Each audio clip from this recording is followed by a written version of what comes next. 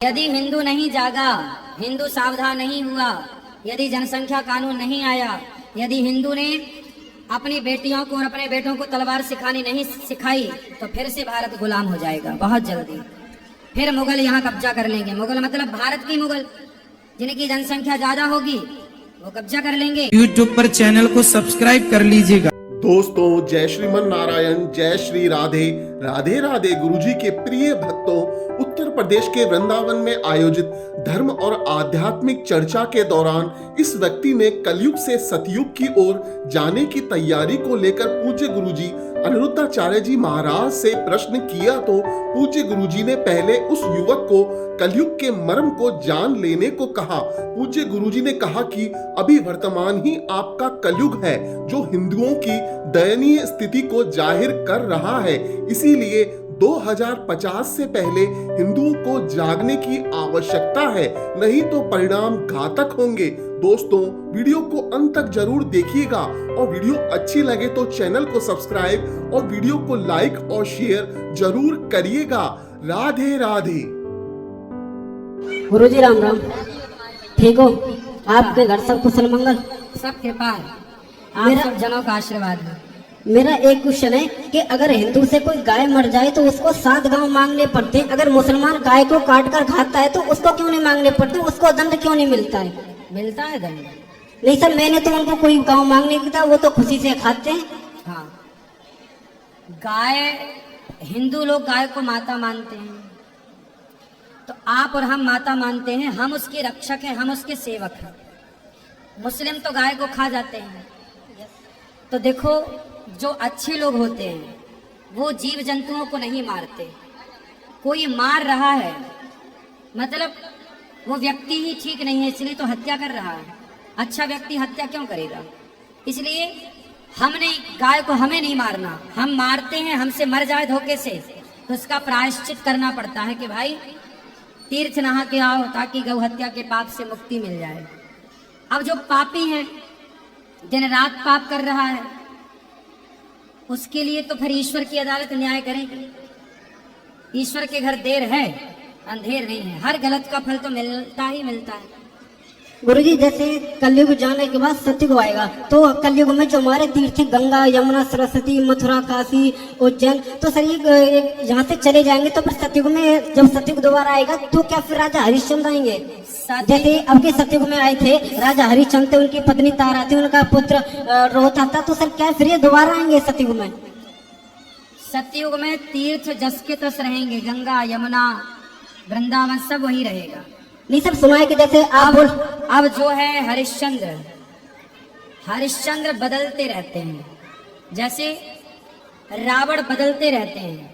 पिछली बार शिवगण रावण थे, फिर प्रताप भानु रावण बने, फिर जय विजय रावण बने। ऐसे रावण तो नाम वही है, लंका वही है, पर पात्र बदलते जाते हैं। ऐसे हरिश्चंद्र कोई दूसरा बनेगा। आप सत्य के राह पर चल रहे हैं तो भगवान आपको हरिश्चंद्र बना देंगे। तो सर जैसे गंगा मैया को भागीरथ लेके आए थे सतयुग में, तो जैसे गंगा जी जाएंगे या फिर कहते हैं कि सारे तीर्थ चले जाएंगे कलयुग में 1000 साल बाद, तो फिर ये दोबारा आएंगे तीर्थ? क्या फिर से भागीरथ पैदा होंगे कोई? देखो, जब गंगा चली जाती हैं, लुप्त हो जाती हैं, फिर कोई भागीरथ बनेगा, फिर कोई भक्त बनेगा, वो लेकर के आएगा। फिर ऐसी सर रावण बनेंगे, ऐसी विभीषण, फिर ऐसी दूसरा विभीषण बनेगा, कोई और रावण बनेगा। फिर सर दोबारा फिर राम जी आएंगे, फिर हनुमान जी होंगे। फिर हनुमान जी। आपके मुख से सुना था कि जैसे कि राजा बलि थे, वो सती को आएगा ना जैसे दोबारा, तो वो इंद्र बनेंगे। हाँ, तो ऐसी क्या फिर दोबारा हनुमान जी होंगे? हनुमान जी तो चारों युग प्रताप तुम्हारा, हनुमान जी तो वही है। हनुमान जी तो शंकर जी रहते हैं, तो शंकर जी वही रहेंगे। हनुमान जी नहीं बदलते। कुछ चीजें कुछ लोग कुछ नहीं बदलते। जैसे भगवान विष्णु, राम तो वही बनेंगे ना, भगवान विष्णु। नहीं, वो तो ठीक है, राम वही रहेंगे। नहीं, जैसे युग में राम युग में राम उसमें आए थे, राम नहीं बदलेंगे, रावण बदलेगा। नहीं, कृष्ण भी हुए थे द्वापर में, फिर उसके बाद कलयुग में ये जैसे राजा ये बने थे, क्या नाम, नरसिंह भक्त बने थे, मीरा भक्त बनी थी, तो क्या फिर दोबारा द्वापर में कलयुग में फिर होगा ये? भाई, भक्तों से ये धरती कभी खाली नहीं होती। हर समय कोई ना कोई भक्त इस धरती पर मौजूद रहता है। नाम बदल सकता है, पर ये धरती भक्तों की कभी खाली नहीं होती। ठीक है, तब भी मीरा थी, आज भी कोई मीरा होगी। आज तब की मीरा, जब मीरा थी उस समय थोड़ी कोई मीरा को जानता था, वो तो मीरा के चरित्र की, भक्ति की खुशबू बाद में लोग समझ पाए। ऐसे जो आज भक्त हैं, आज के भक्तों की खुशबू 100 साल 50 साल बाद सामने आएगी कि एक ऐसा भक्त था जो ऐसे ऐसे किया। जब व्यक्ति होता है ना, तब उसकी कीमत नहीं होती बेटा, ना होने पर कीमत बढ़ती है, ये सत्य है। गुरु जी जैसे अब कलयुग में हमारे देश में मुगल आए थे, उसके बाद फिर अंग्रेज आए थे, क्या फिर ऐसा ही सीन होगा या फिर कुछ बदलेगा? यदि हिंदू नहीं जागा, हिंदू सावधान नहीं हुआ, यदि जनसंख्या कानून नहीं आया, यदि हिंदू ने अपनी बेटियों को और अपने बेटों को तलवार सिखानी नहीं सिखाई, तो फिर से भारत गुलाम हो जाएगा बहुत जल्दी। फिर मुगल यहाँ कब्जा कर लेंगे। मुगल मतलब भारत की मुगल, जिनकी जनसंख्या ज्यादा होगी वो कब्जा कर लेंगे। कश्मीर में, जैसे उदाहरण के तौर पे, कश्मीर में कब्जा कर लिया, सारे हिंदुओं को भगा दिया। क्या कर लिया हिंदुओं ने, तब क्या कर लिया और अब क्या कर पा रहे हैं? ऐसे ही जिस दिन संख्या बढ़ेगी उन लोगों की, उस दिन कश्मीर से भगाए गए तो दिल्ली और बंबई आके बसे, लेकिन जिस दिन भारत से भगाए जाओगे तो कहाँ बसोगे? इसलिए अपनी बेटियों को, अपने बेटों को जरूरत है सुदर्शन चक्र उठाने की, सरकार को जनसंख्या नियंत्रण कानून बनाने की। गुरु जी क्या फिर जैसे कलयुग आएगा, क्या फिर पृथ्वीराज चौहान होंगे, क्या फिर महाराणा प्रताप होंगे, क्या आप फिर जैसे ही, आप में से ही कोई पृथ्वीराज बनेगा, आप में से ही कोई महाराणा प्रताप बनेगा, आप में से ही कोई धर्म के लिए खड़ा होगा। जब अत्याचार बढ़ेगा तो हमें और आप में से ही कोई खड़ा होकर महाराणा प्रताप बन जाएगा। हम और आप में से ही देश की रक्षा करेंगे।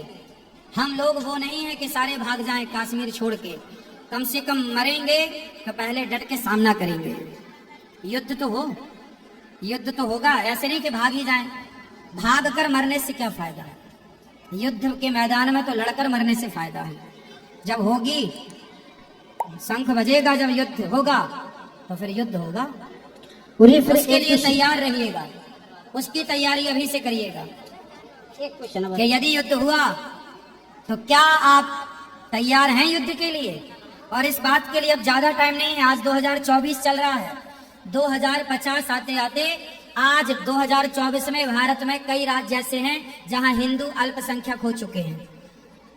नहीं जागे तो पूरे भारत में जब हिंदू अल्पसंख्यक होंगे तब हिंदुओं को खदेड़ा जाएगा। फिर कहाँ भागोगे? कश्मीर से खदेड़ा तो दिल्ली बम्बई बसे, फिर कहाँ भागोगे? इसलिए अभी से तैयारी चालू करो, अभी से अपने हाथ में सुदर्शन और अपने हाथ में तलवार, और बेटी और बेटों को शास्त्र के साथ शस्त्र विद्या भी सिखाओ। गीता से समझाओ भाई, गीता की बात समझेगा, गीता की भाषा समझेगा। यदि गीता की भाषा ना समझे तो सुदर्शन चक्र उठाना सिखाया है श्री कृष्ण ने। मुझे एक लास्ट है कि जैसे दोबारा कलयुग आएगा घूम के, क्या फिर मुंबई होगी, क्या फिर ये जो हीरो एक्टर है, या फिर यही दोबारा होंगे? अरे पागलों की तरह क्यों पूछ रहे हो? वही क्या होंगे? समय बदलता है, एक बार सर जैसे मुंबई, काशी, जगन्नाथ, या फिर यही होंगे ना? तीर्थ तो फिर प्रकट हो जाएंगे, पर व्यक्ति बदल जाएंगे ना। हम सब बदल जाएंगे, हम सब होंगे पर दूसरे रूप में होंगे, दूसरे नाम में होंगे। दूसरे नाम में